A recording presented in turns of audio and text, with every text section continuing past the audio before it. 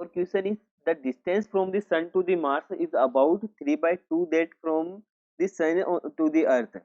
Compare the intensity of sunlight at the mars with the intensity of the sunlight at the अर्थ।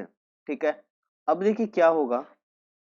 अगर मैं बात करूं यहाँ से तो एक डायग्राम की हेल्प से समझते हैं। मान लो ये सन है हमारा, ठीक है, ये क्या है, सन है। ठीक है, ये हमारा मार्स हो गया। ठीक है, ये हमारा मार्स हो गया। ठीक है, और यहाँ पर मान लेता हूँ ये पृथ्वी हमारी।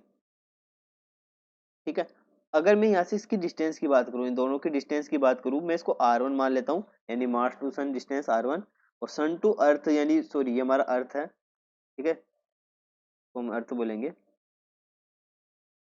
ठीक है, इसकी जो डिस्टेंस है ये हमारी r2 है, मैंने यहाँ पर मान ली। अब according to the question the distance जो है, ठीक है, सन टू दी मार्स वो 3/2 है सन टू दी अर्थ की, यानी कि r1 इक्वल टू 3/2 r2, ये क्वेश्चन में हमारे को गिवन है। अब हमारे को बताना है compare the intensity of sunlight, यानी कि अब बताना है कि किस पे कितनी इंटेंसिटी की लाइट जाएगी, कितनी ज्यादा जाएगी, वो चीज हमारे को बतानी है। ठीक है, डिस्टेंस पता है कि किसकी कितनी है, तो हमको इंटेंसिटी बताना है। ठीक है, अब यहाँ पर देखिए अगर मैं बात करूँ यहाँ से इंटेंसिटी, तो देखिए यहाँ पर इंटेंसिटी जो है मार्स उसमें I1 मान लेता हूँ, यहाँ पर इंटेंसिटी I2। तो इन दोनों केसेस में अगर बात करें तो सन जो है वो क्या कर रहा है, लाइट एमिट कर रहा है। ठीक है, तो सोर्स क्या है, दोनों का सेम है, ओनली इनकी डिस्टेंस यहाँ पर चेंज हो गई तो इंटेंसिटी भी चेंज होगी। ठीक है, तो वही चीज हमारे को बतानी है। तो इंटेंसिटी हम जानते हैं, इंटेंसिटी इक्वल टू क्या होती है, पावर अपॉन एरिया।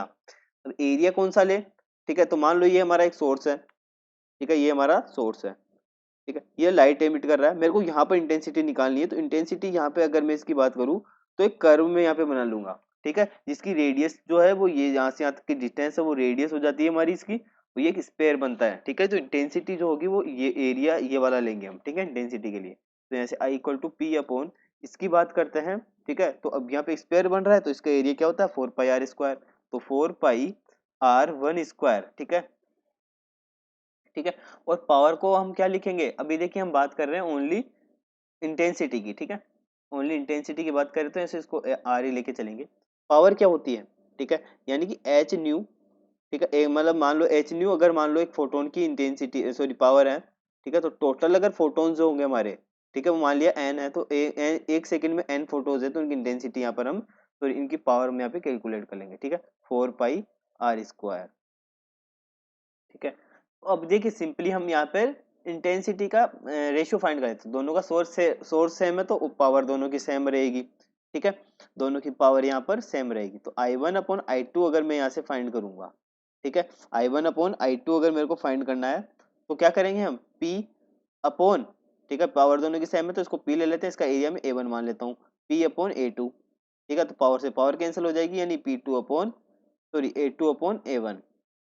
ठीक है, तो अब देखिए I1/I2 यहाँ से फाइंड कर लेते हैं हम।